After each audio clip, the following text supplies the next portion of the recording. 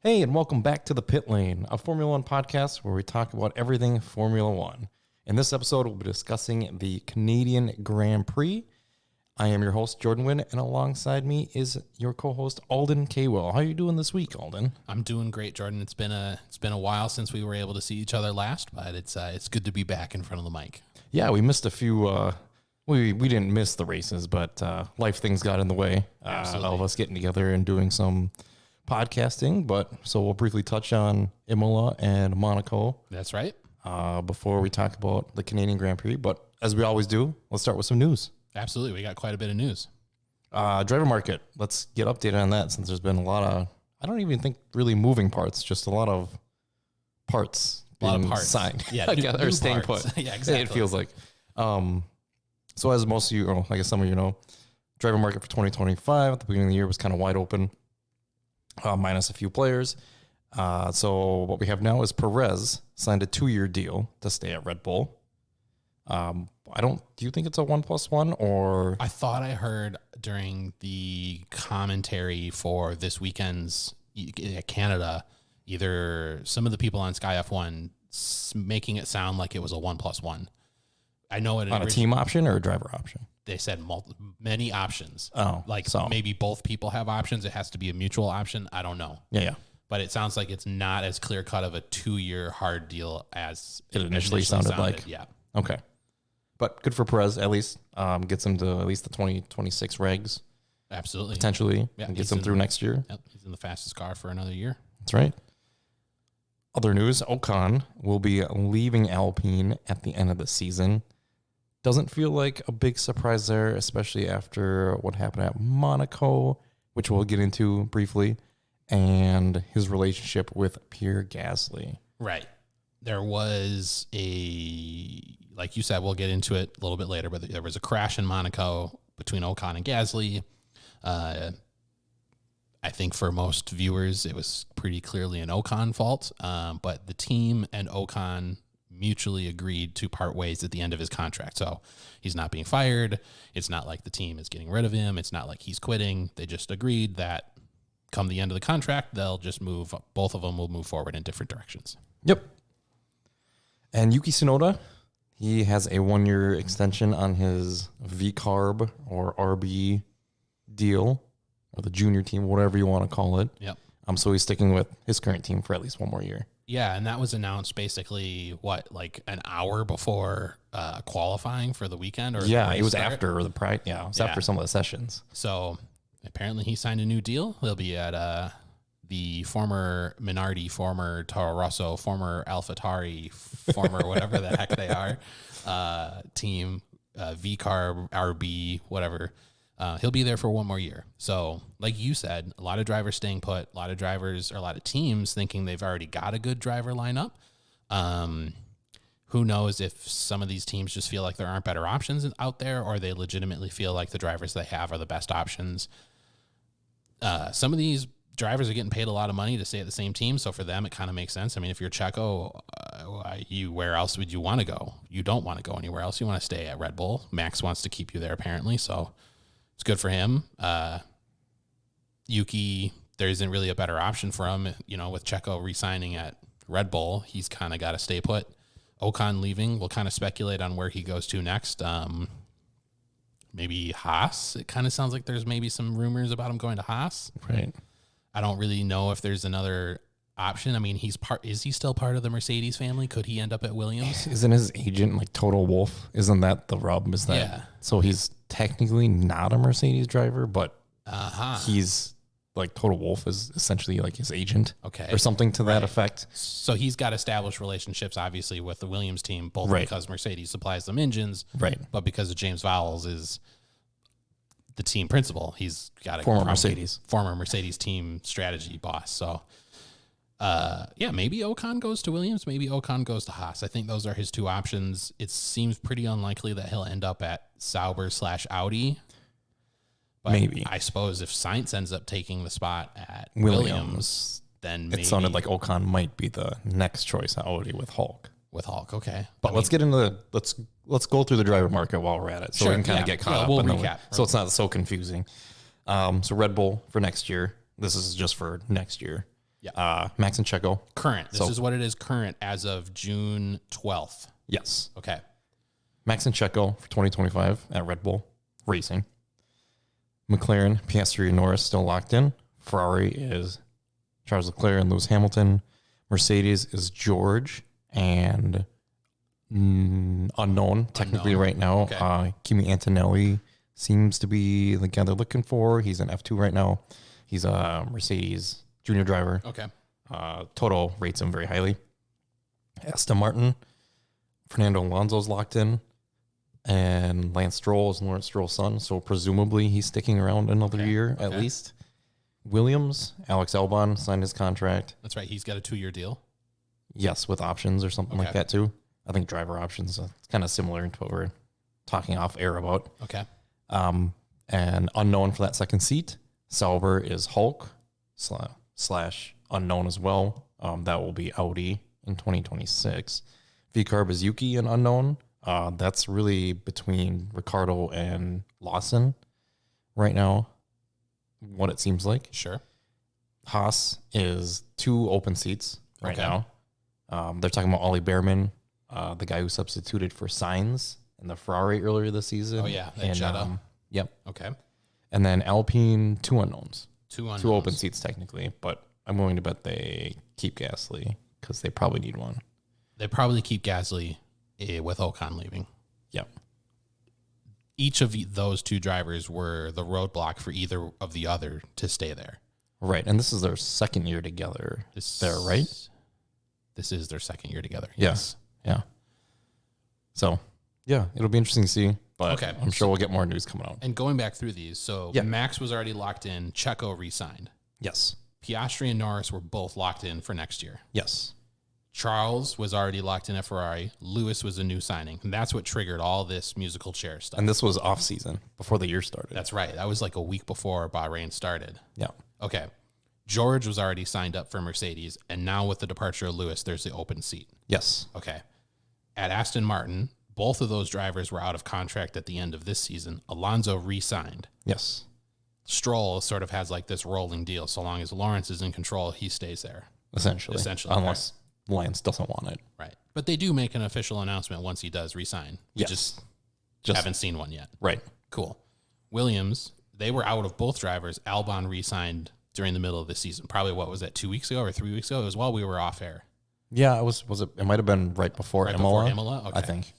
Sauber, that Hulk announcement was made. That was before. That was like a month and a half ago. Yeah, that was a while ago. That was a while ago. So he moved from Haas to. And that's a multi-year deal. That's a multi-year. For Audi. He got 3 years or something, or 2 plus 1. I think it's 2 plus 1 because Audi will take control. German team, German driver. Great for Hulk. Love him. All right. So Sauber's then both of their drivers that are currently there are out of contract. Neither one of them are anywhere. Which is Bottas and Zhou. I saw a rumor that Zhou's whoever agents, whatever, were offering like $35-40 million for that seat. Where? To give to the team. At Audi or at somewhere else? At Sauber. Oh, Sauber / Audi. Yeah, to keep his seat. Well, he's Chinese. So a paid driver. Backing, right. Okay. So who's Chinese the sponsor? backing. All those Chinese companies. Well, right. I don't know what their names are. It's not Kick or Steak or anything. It's okay. But yeah, interesting. I saw that rumor. That's a lot of money. Yeah, I was like, ooh, that might be hard to turn down in a cost cap era too. It's a lot of money. Well, what are they going to use the money on? I don't know. Okay, but less money the Audi would have to spend. Oh, that's a good point. So it's a subsidy for their team. Okay, right. And just pin your hopes on Hulk. Yeah. Okay, I mean that's fine. Okay, so VCarb or RB, whatever they call themselves, they were both drivers were out of contract at the end of the season. Yes. Yuki has re-signed. Daniel, unknown at the moment. Yes. Okay. And Lawson's the reserve driver who came in last year for Ricardo for like 4 or 5 races. Yeah. He was great. Yes. All right. Well, we want to see him. Yes, we do. Okay. Maybe we don't know how we feel about if it's at the expense of Daniel, though. Right. Yeah. Essentially, we like Daniel. But I like Lawson a lot. Yeah. Okay. It might be time to. I think so. Move over. At least it's a slow, he's getting his chances at least. Everyone's sort of like getting used to the idea that Daniel might not be there. Right. It's not like a boom cutout. Yeah. Okay. Well, I seem we're on the same page here. Okay. Yep. And then Haas, like we talked about, Hulk left. Magnussen's up at the end of the year. Kind of seems like Magnussen's not coming back. Right. No one has said he's coming back. I have heard nothing about K-Mag. Okay. He might. Yeah. And Gunther Steiner's gone, right? So that's his big, not That's a that, good point. their current, Right. Io Komatsu. doesn't have a relationship with him, Right. but that's half the reason he came back was Gunther Steiner. Okay. And then Alpine, 2 unknowns. So actually, There's at lots the of seats beginning of all this, there was quite a lot of, there was a lot of open seats. It was really only McLaren that had a full lineup. Yeah. And there was only 2 moves currently. Right. Lewis moving, Hulk And moving. Hulk moving. That's it. And Everybody else is re-signing. Yes. So we've had 1, presumably 2, 3, 4, 5 re-signings. That's impressive. Okay. And there could be some new blood in the sport as well, right? Like if Bierman comes in, yes, he raced the one race. Yeah. If Antonelli comes in, he's never been in before. We got an empty seat at Haas that could go to a young driver. We got 2 seats at Alpine. Potentially, 1 could go to their reserve, Jack Doohan. Yeah, that's a good point. And then Sauber could eventually bring in someone else as well, Right. who we haven't seen race before. Yep. Okay. Well, that's a lot of news. That's a lot of driver news, rather. That's what happens when we miss a couple of weeks. It is. I mean, it's been probably about a month, right? Sorry about the background noise here. We got motorcycles outside. Someone thinks they're having fun. Yeah. We're revving it up. Okay, well, we'll keep an eye on all these because I think there's still going to be some changes, or maybe not changes, but there's going to be more news here, obviously, in the coming weeks. Yeah. And, Barcelona's coming up. Could be a time to hear about Carlos Sainz news, Oh, that would be a smart play. Right. Yeah. So it'll be interesting to see what happens in the future here. All right, that's like in 2 today's weeks. Wednesday. Week and a half? Right. Yeah. A media day could be on Thursday in Barcelona. So 8 days. Yeah. Interesting. Okay, cool. We'll keep you updated on that. So hopefully we don't get too far behind next time. There's a lot of movement or not, but Yeah, watch now that we've sorted out what we've sorted out. nobody's going to change everybody till the end of the season. And then Exactly. It'll be like August break. speaking of which, while we were away, my comments here. Imola, we'll briefly touch on that. Max won the race. Yes, he did. It wasn't comfortable by any means. Lando was hard charging toward the end. He got within a second in the last lap of the race.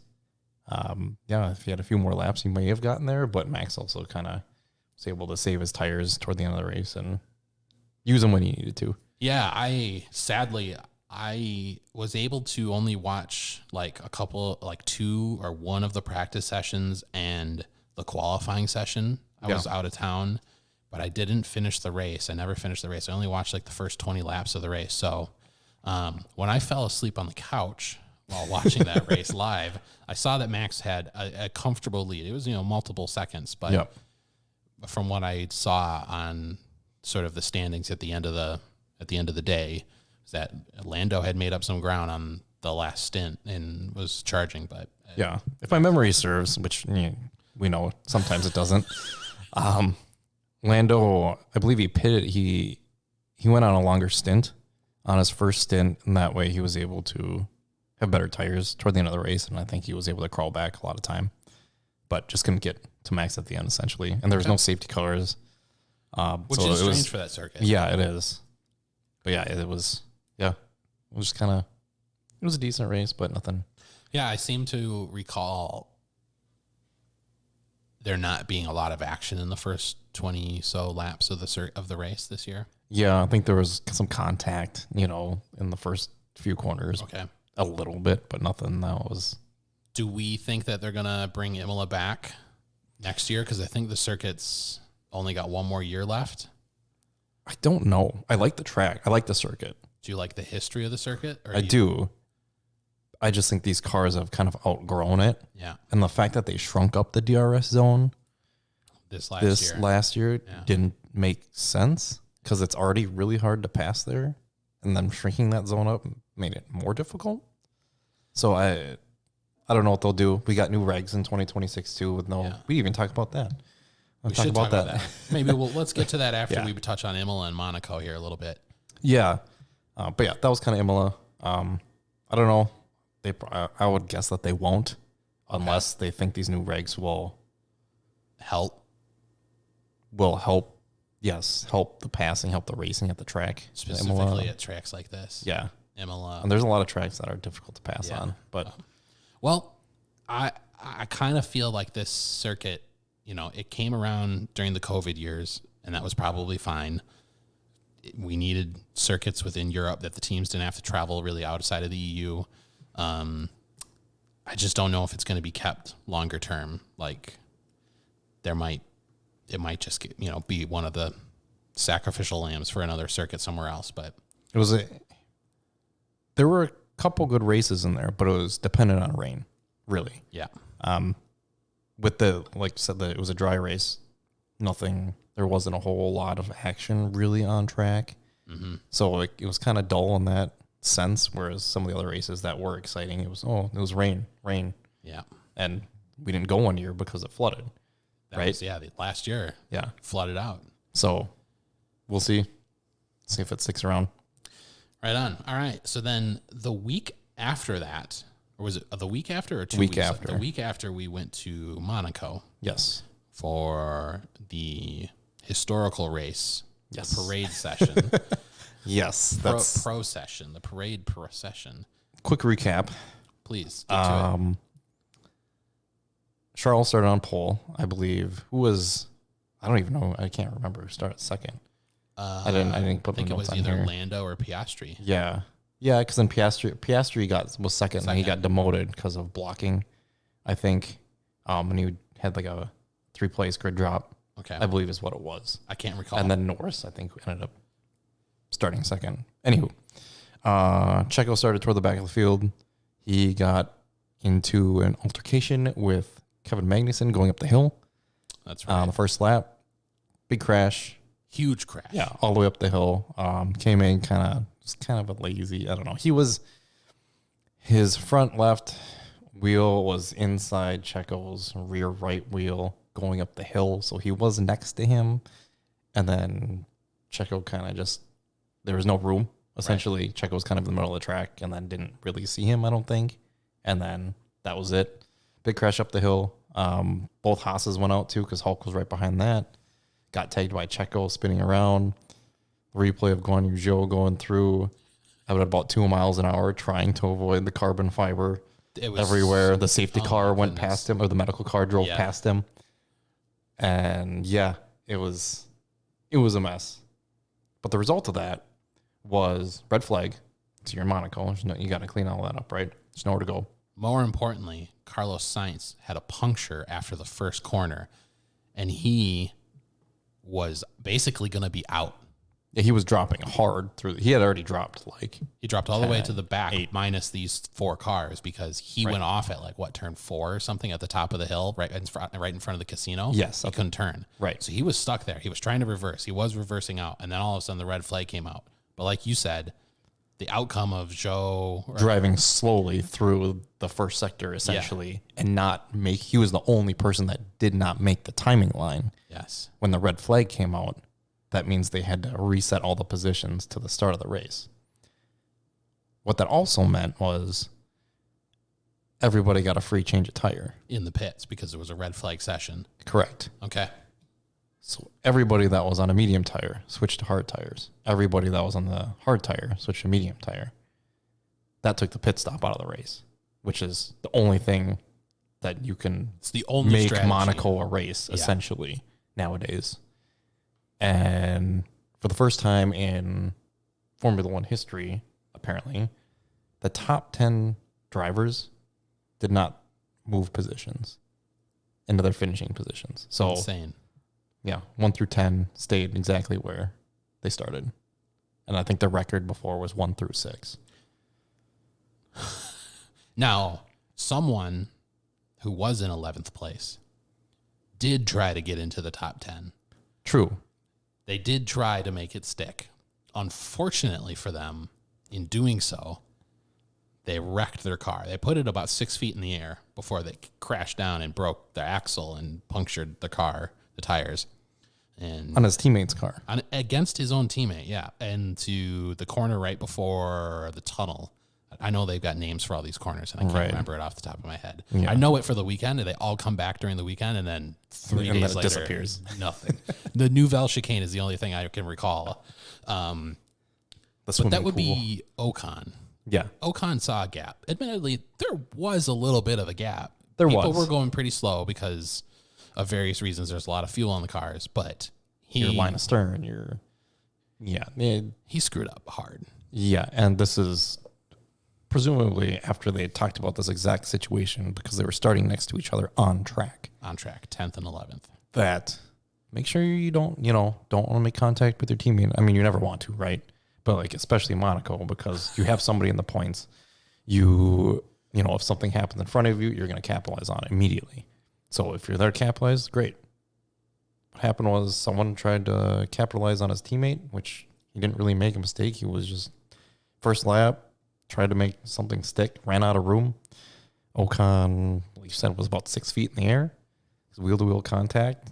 Both cars had a little bit of damage. Ocon was out, I believe, immediately after that. Yep. Drove back to the pits. He was done. After the red flag, they were not able to repair the car. So he just, But Gasly Pierre was still able going. he was able to get I think back he out. got points out of the race.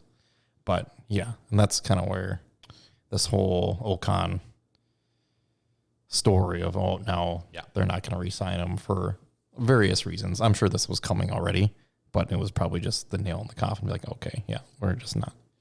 Yeah, because it kind of sounded like they wanted to sit him out for a week, come Canada. Yeah. But they ended up not doing that. He ended up racing in Canada. But, that's sort of the two incidents on the opening lap, these two crashes. Ocon was out, Hulk was out, Magnussen was out, and Checo was out. Sainz was able to recover, get back to the pits, restart in third place, and that's where he finished because, like you said, the top 10 finished as they were. Right. So if you watched anything past lap 2, good on you. I did. So did I. It was, it's pretty boring. I mean, out front, it wasn't like there were these weird gaps between first, second, third, and fourth because the McLarens and the Ferraris were racing against one another. They were taking their tires, they were taking care of their tires, and so was everyone else because everyone pitted on lap 1. Everyone changed their tires on lap 1 to get the mandatory pit stop out of the way. But everyone was nursing their tires. So there was sort of this everyone was playing chicken with one another about, are you going to stop twice? Are you really going to take these tires to the end? People who were racing like 30, 40, 50 laps on the mediums, like those tires were hurting at the end. Yeah. And so there was a little bit of like, will they, won't they? And it just ended up being that everyone didn't pit. So we didn't have any action except for people who had the gaps to do so. Yeah, I think there was like 3 people that did it, and only one that mattered. I think Lewis did it. Lewis pitted because he had a gap, and he got a fast. Max pitted as well, I believe, because that's what triggered that. Okay. That's right. He was down in like 6th place. They were next to each other, I think. Yeah. Okay. And there's gap, and then Lewis ended up with the fastest lap. And Charles, who is from Monaco, Yes. won the race. Huge celebration for himself and everyone else in town. Yep. Because the prince and the princess hand out the trophies. Yes. So he got to meet his sovereign leader. Well, even though he probably met They've met probably a number of times. a few times. So that was cool to see at least. It was. Yeah, it was I very. don't know if he's the first Monegasque to win. Was it first or second? First or second. I think it's the first that of our lifetime. Yeah, And, for sure. Yeah. Yep. Well, cool. That was Monaco. No real news from there. Some teams brought some upgrades to the circuit, but the circuit's kind of like weird. Nullifies basically any upgrade unless it's for like slow corners and you really want to test that out, I guess. So that was Monaco. That was Monaco. Now we can get into Canadian Grand Prix. Do we want to touch real quick on regulations? Because this was something that was announced between the two races. We can touch on the major things because I don't remember all the details. Okay. Just a few things that I remember from when I looked at the article and the pictures that they sent out. Yeah. Can you remind us when these are scheduled to change and what kind of regulation changes are we talking about? So these new regulations will start for the 2026 season. Okay. So about a year and a half out. Yes. Okay. There's engine regulations that are changing. Okay. There's the car, I believe, is getting skinnier and shorter. Okay. So if I remember correctly, engine and physical aero regulation changes. Yes. Okay. Like there's no wheel covers or the top arrow on the. That's right. Wheels. Shrouds, the wheel fairings. It's not ground effect anymore either, is it? There will still be ground effect, but it'll be minimized. Yes, it won't be to the extent it is now, where it's basically pure ground effect almost. Yeah, if I remember correctly, so the current power units are there's four main components to it. An internal combustion engine, which is a 1.6 liter V6 that has turbos attached to it, 2 turbos, right? Is it 2? It's a twin turbo. I think it was. I can't remember. They're turbocharged. Yeah, yes. There's an MGUK, which is a kinetic energy recovery system, which charges the batteries during braking. Then they also have an MGUH, which is a heat recovery system. So it's taking hot air from the engine and storing it in a way that makes it so the engine loses less potential energy. Right. In 2026, we will keep the 1.6 liter turbos. Yes. And the MGUK. The MGUK will be increased in ability to store additional charge. Like the battery is going from like 100 kilowatts to 300 kilowatts or something. So it's it's a significant. That's a lot. Yeah. Yeah. Or maybe that's the brake horsepower from it. I think maybe that's more likely. It's still a lot. It's a huge increase. But they are removing the MGUH from the engine. So the cars will be lighter, like you said, skinnier and narrower. Yes. So physically, we're getting different size cars, and we're getting a different engine set regulation. Although maybe they haven't really described exactly how big the engines are going to be. Yeah. So it might not be 1.6 liters, but it will be V6s, and it will be turbocharged, it sounds like. Something else to note that casual people might notice is that the DRS is gone. They are not calling it DRS anymore. They're removing the DRS. The wing will still open up. Will it? Yeah. So they're calling it active aero. No. It's like a manual override. It is still open. Is that what it is? Yeah. They just changed the name? Yeah. Oh, that's dumb. So it'll have a rear wing that'll move, but it'll still be automatic, and a front wing that will open up. Oh. Because I knew they were doing active aero stuff. I didn't realize that's... But the thing about the front wing is that, and the rear wing, since it's not going to be on a button, people are really concerned about safety with it. If it's automatic, it'll open up just as soon as you, reach a MPH, or the car realizes it doesn't need this downforce. How will it monitor it? And all of a sudden, just like turning into a corner, and you don't know like if your front wing is going to close. That's the thing that keeps you on the ground. On the ground. Right. Well, but that's, you could say that with the DRS too, right? Because it's switch, right? And they've been stuck open before too. And we had Marcus Ericsson had that really bad crash in Monza 4 or 5 years ago now. Yeah, in the braking zone into turn 1. Yeah. That was great. He his rear wing was stuck open. As soon as he hit the brakes, the car spun out immediately. And he crashed huge. Yeah, that was pretty scary. About that. So we don't want that. No one wants that. I'm sure some of it will change. And I think the biggest thing was that F1 announced this. They had this big hoopla, announcements on social media, a YouTube thing. Yep. Huge announcements, showed it to the world. And then it kind of sounded like there were some rumors that the fact that not every team has signed off on these regulation changes in Canada. And so like they had this huge meeting with all the team principals and stuff. And some of the teams, I guess, haven't really sort of like said that they're going to fully do this. And maybe they're just kind of like holding that against F1 to sort of get the things that they want out of this. Right. But either way, once we know more about these rule changes, we'll make sure that we cover it in greater detail, because there's, I think, going to be some really interesting things about these regulations. We're huge proponents of smaller cars, lighter cars, definitely not at the expense of safety, but these cars are way too big. The current cars are way too big, way too heavy. They look awful in slow corners. Yeah. And hopefully we can get some more noise out of the engines and get some... Maybe put some speakers on it. That way you get some ambient noise from forced. They should just funnel that through the TV anyway. But yeah, we'll cover that more detail once they kind of get more official. Yeah. I mean, they tried to make it official, but like you said, the teams weren't really. Yeah. Some of them weren't happy about it. And said they but hadn't signed off, we but definitely want to make sure that we know what we talk about. So we'll take the time to make sure that we cover it in better detail. Yep. Get to the race? Absolutely. Yeah, let's go. Canada. Right. Half hour in already. Let's get to Canada. Let's see. So it rained all weekend. Yeah, it also hailed on Thursday or Friday? Friday. Big hailstorm came through, rained every day at some point during the day. Race was also wet. The race started wet. Some might say it started full wet conditions. Yes. Yeah. The two Haas's will say that. Yes, that's right. Let's see. George Russell qualified on pole for the race. Was it Max? Max had the same exact time. Yes. As George did. But since George set the time first, he was on pole. Yep. Correct. Yep. And Norris was P3, I think.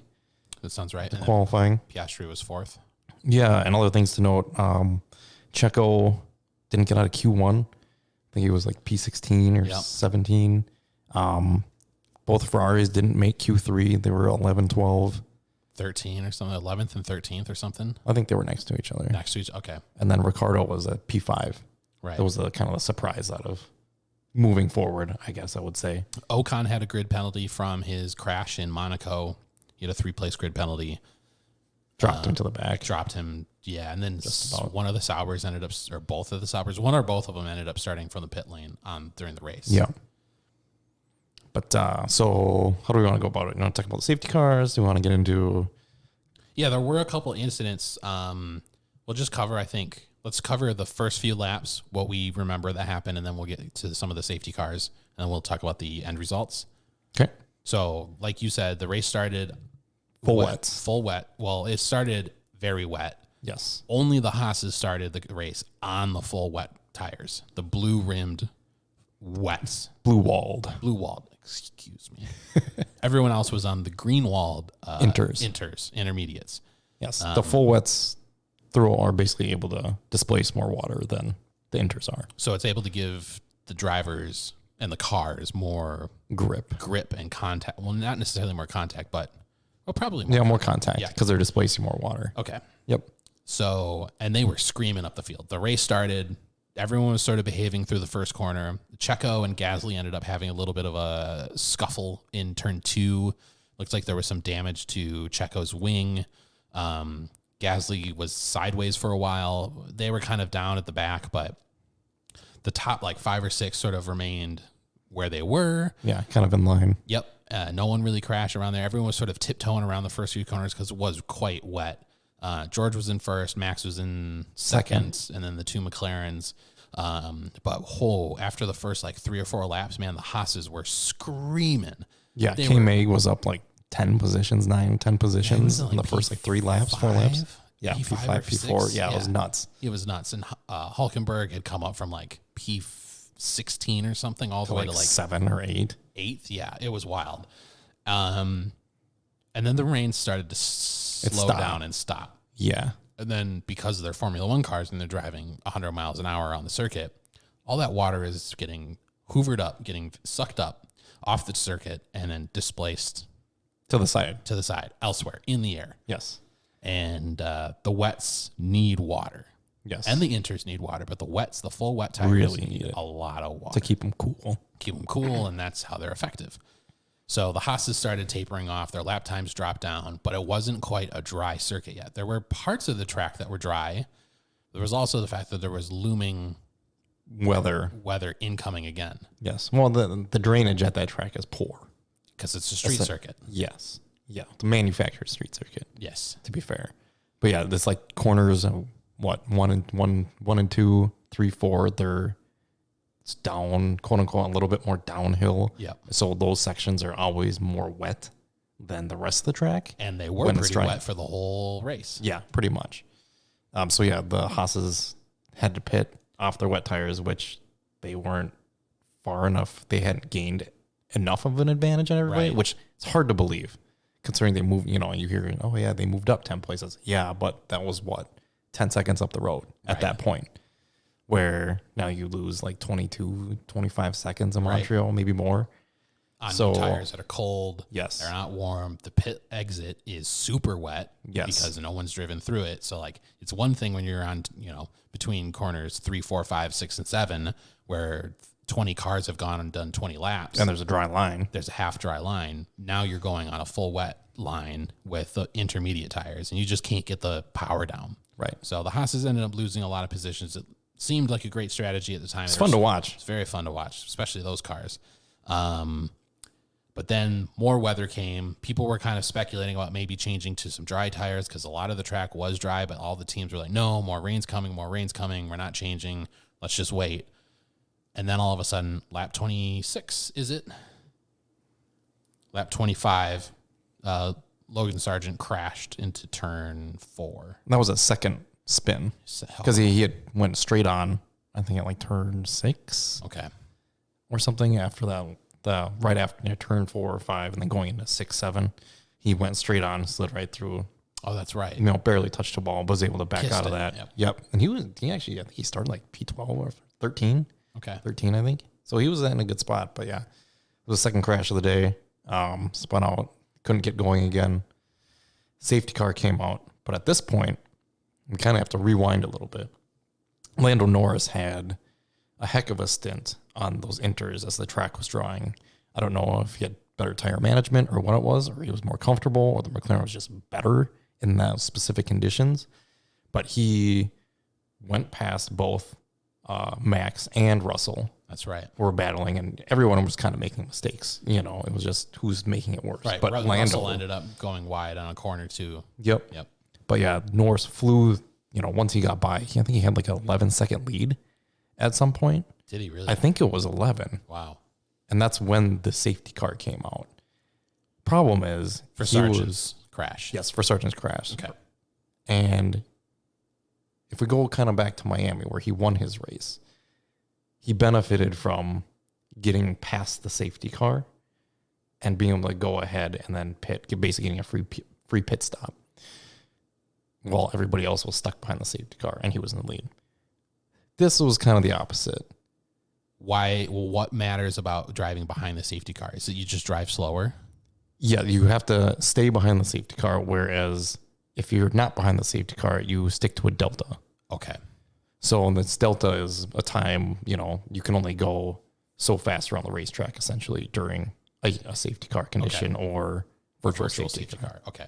So the physical safety car being out there Forces you to be behind it. and drive at their speed versus your normal speed or your delta speed. Correct. Okay. What happened here was the timing of the safety car. Lando was coming up to the pit or coming to the pit lane entry. And so he had to decide, am I going to go another lap or am I going to pit and get a fresh set of inters, I believe, at the time, because it was going to rain some more, they were talking about. Didn't go into the pits. I don't know if there was enough time or just they told him to stay out and go my next lap or whatever it was. Timing was tight. Goes around again, gets caught by the safety car. So now he's behind the safety car. Oh, driving at their speed. Yes, and right now he's 11 seconds ahead of Max. Max gets a free pit stop. Everybody behind Lando essentially gets a free pit stop because they haven't gone to the pit lane yet, haven't gone past it, whereas Lando has. So now Lando he can't fly past the pace car or safety car. He's got to sit behind it. Yep. While everybody else gets free tires or a free pit stop and catches up to him before he even gets to pit. Right. And it isn't really a free pit stop per se. They're still driving slower in the pits. Correct. They're still held to the same safety standards. It's just that the time you lose while in the pits is nullified to an extent because of the safety car. People out on track are driving at half the speed that they normally would.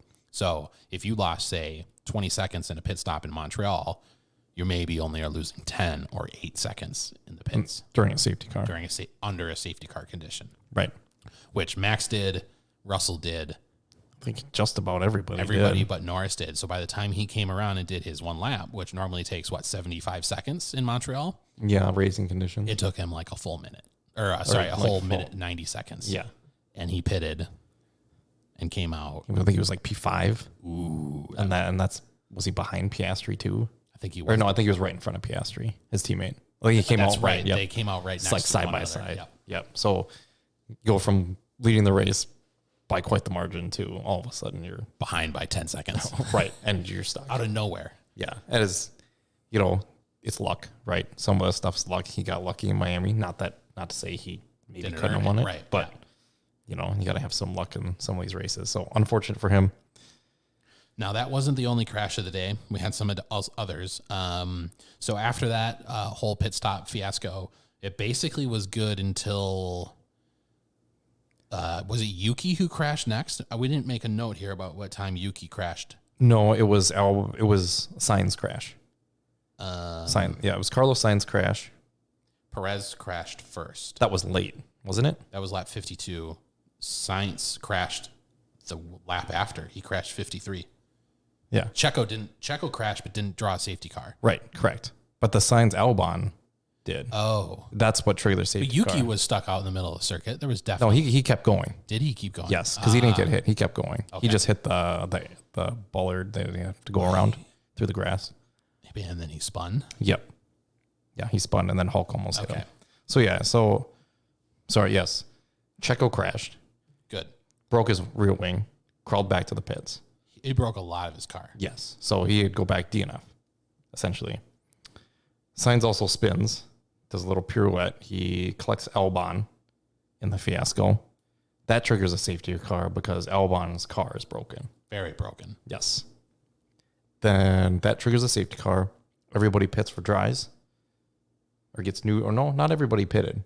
But some took advantage, some didn't. After the restart, Yuki spins later on. That's what happened. Yuki spun later on through the grass. I think because he was running in the points at that position, and then Hulk comes through behind him, like 2 cars behind, and almost just crushes him. Right. But last second's able to avoid it. I don't know how he had the grip going offline. That was pretty around. scary. Yeah. That was, I think, when the circuit was still a bit more wet. Yeah, it was the offline was still pretty damp. Okay. But yeah, dramatic spin for Yuki. Hulk misses him. Yuki ends up dropping out of the points. But we can go back to the top of the field here. Yeah.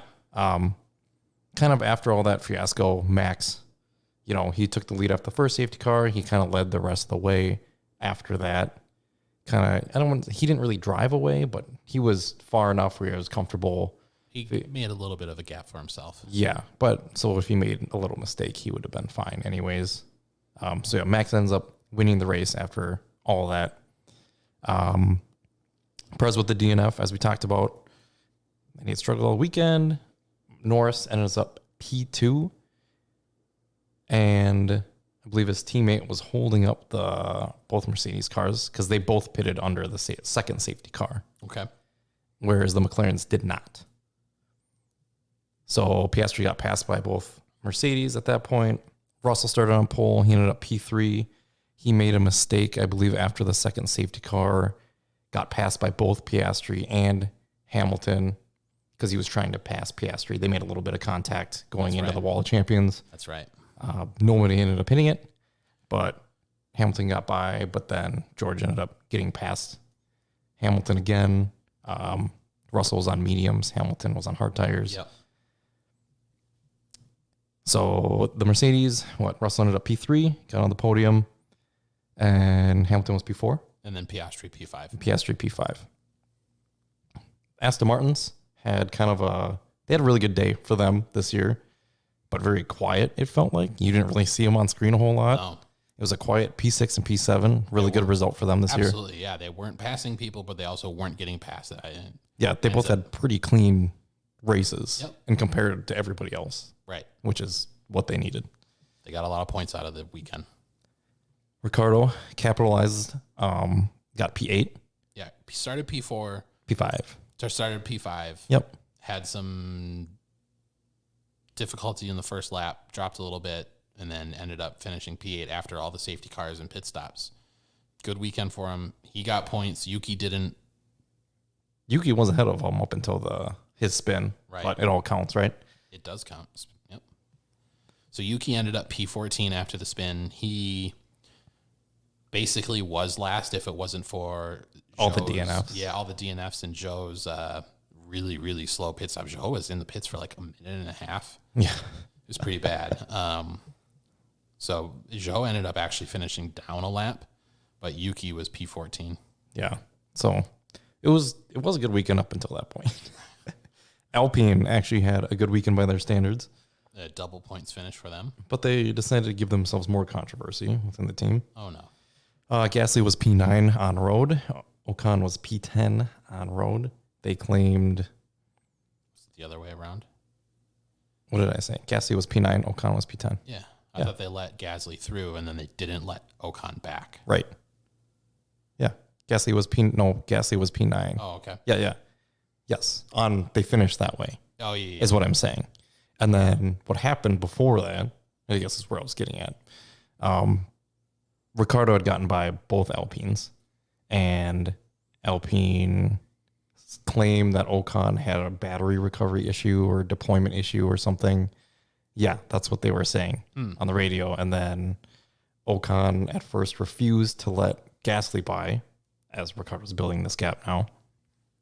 And then he eventually lets him go. Naturally, he already got passed by, the V-carb of Ricardo. He's not going to get by him again. And then Hulk caught up to both Alpines, and Ocon was asking, is he going to switch back? And they said, nope. Because Hulk was too close. Which, to be fair, I think he finished within a second of them. So coming down that back straight, maybe Hulk would have gotten by both of them if Gasly let Ocon go through. Right, because there was someone who did perform a double pass over the weekend. Yeah, we'll get to that. That was fun.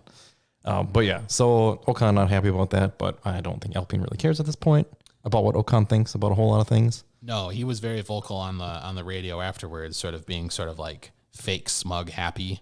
He was being a little childish, but I mean, I would feel hard done too if I let my teammate through thinking that they were going to let me back through. Right, but I think this also happened in Japan, the other way around. It did. So yeah. Well, the pattern we're noticing here is that clearly these two don't like each other. They don't want to give positions to each other, but this team has not managed the situation well at all. Right. And they're the ones that hired both of them. Well, knowing the situation. The people who hired both of them are gone because they got fired last year. True. They didn't change drivers during this season last year or during the off season or this year. It's a mess. It is. It's a huge mess. But nonetheless, double points finish for Alpine. So how mad can they really be? They can still be pretty mad. Yeah, well, doesn't matter. Haas. Hulk ended up P11, K-Mag P12. Kind of like we mentioned, they both started on the wets. Sure.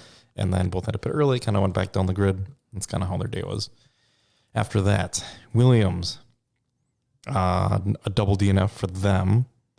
But Albon had this sweet double pass going into the last chicane. And I think it was Ricardo he got by on the outside in the braking zone. And then Ocon was taking his time going into the chicane. Yeah. And Albon just let off the brake a little bit, swooped on the inside, and that was a sweet move. Right. It could have been a bad crash if anyone had sort of not been paying the most attention. Right. So good on all three of these drivers to keep everyone safe, keep the cars intact. No contact.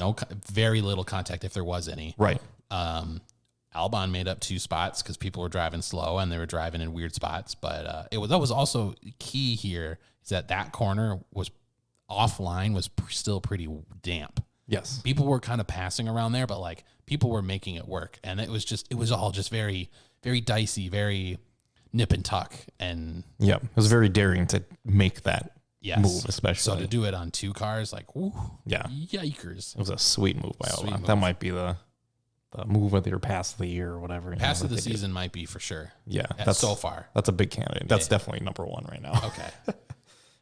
Sargent, like we said, DNF crashed twice. Second one got him. First one, second one got him. The first one, it's kind of... Poor guy. He just not. Yeah. He's not. His confidence on the floor right now. He had good qualifying too, and just... He almost outqualified Albon. Yeah. They were really close. They were like a couple hundredths away, not tenths, hundredths. Yeah. Sauber, their car is just slow. I don't know if they just aren't doing anything. Or I don't think Sauber wants to spend money when they're going to sell the team to Audi, and Audi doesn't want to spend the money because their name's not on it. So right. the car kind of stinks. Yeah, it's bad. It's and bad. This is where they've been. I mean, P13 looks good, but when you have 6 DNFs or 5 DNFs, yeah, you it's know, not so good, no. is it? And your teammate's P15, that's Yeah. not much better. And No, he was last on the road. Joe was also finished a lap down. Yes. And then lastly, We haven't really talked about Ferrari a whole lot other than Sainz's crash. they had a bad weekend. Yeah. We talked about their qualifying. They started at P11, P12. Leclerc had a battery deployment issue or something in his first stint and couldn't pass anybody. I don't know if he was necessarily getting passed, but he couldn't do anything. He was just stuck. Pitted for slicks at a weird time, like right 2 when laps before the rain started. before the rain was getting everyone. There was even like, I think on the broadcast, like, oh, they're predicting 20 minutes to rain. Oh, they're predicting 10 minutes to rain. And I'm like, if you're gonna go on slicks, you should have done it 20 when it was minutes like, ago, yeah. right. And then it's like, oh, 5 minutes till rain. Leclerc comes in the pits. Like, what? Yeah, and he puts on hard tires. He hard restarts his car and puts on hards. Yes. The hard restart did fix his engine issue or his recovery or whatever the issue was, deployment. But yeah, puts on hard tires on a wet track. That's never going to work. And then yeah. And then he had to come back in pit for inters. So he's a minute behind Right. Joe at the time or Bottas or whoever it was. So they retired the car, Yeah. which is silly. Ended up retiring the car with like, I don't know, 20 laps to go, something like that. And yeah, tough weekend for Ferrari. Sainz DNF'd after his spin crash. So yeah, rough weekend after a really good weekend in Monaco. That's the Ferrari formula. That's right. You have hopes and then you crash twice. Yeah. It was a fun early stint of the race, at least. There's a lot of movement. A lot of drivers are making mistakes in the tricky conditions, the ever-changing conditions. The opening 10, 12 laps were fantastic. The safety car, the pit stops, there was a lot of various strategy things. A lot of the teams made the right calls, which ended up sort of like making the last half of the race sort of less interesting because everyone sort of like played it safe. Would have been nice to see someone go on slicks during that intermediate period when the track was drying and there was a dry line, but then we kind of knew that the rain was coming. Someone could have perhaps tried to put on some softs at that time and go like pedal to the metal, but Right, for like 10 laps. for 10 laps, didn't work out. No one did. Yeah. Yeah, we just had a sort of another max win for the weekend. But albeit it was competitive.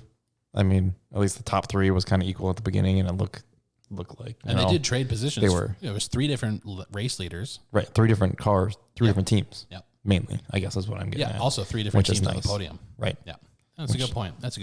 Yep.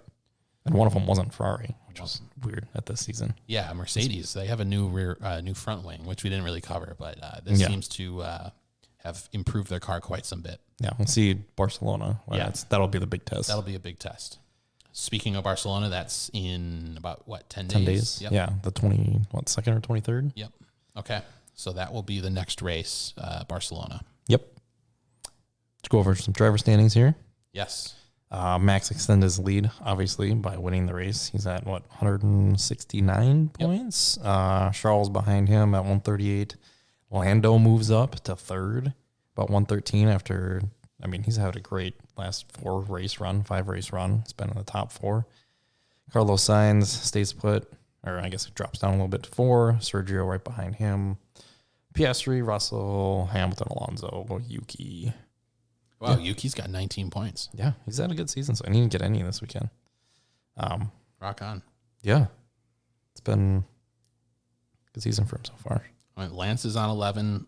Ollie Bierman still up there at 6, tied with Nico Hulkenberg, who's got 6 points. Daniel Ricciardo on 5. Albon on 2. Ocon on 1. Kevin Magnussen on 1. Pierre Gasly on 1. How would Pierre Gasly have 1 when he finished 9th? That can't be right. That can't be right. Glitch in the system. Well, yeah, interesting. So we'll have to look at that. But the people who are still on 0 points are Zhou Guanyu, Valtteri Bottas, Logan. and Logan Sargent. 21st out of 20 drivers. or 20 cars. Yeah. All because Bierman came in and scored points on his one race. Yep. Very interesting. All right. So Barcelona, this used to be the main testing circuit. We're looking forward to it. It's got long straight, fast speed corners, medium speed corners. Slow speed corners. Does it have any slow speed corners anymore? No. They got rid of it. Really? Yeah, They got rid of rid that of the one. chicane. There's one left-hander that's after this, the back straight. Toward the end of the lap. Yeah. A sharp left. Yeah, so it's got one slow speed corner now. Yeah. Well, But that'll be fun. Home race for Sainz and Alonso. So we'll see a lot of green and a lot of red in the stands. Yep. A a lot of yellow and red as well. A lot of yellow and red as well. Yeah. So should be fun. But yeah, this has been another episode of the Pit Lane, and we'll see you next time. See you next time, Jordan.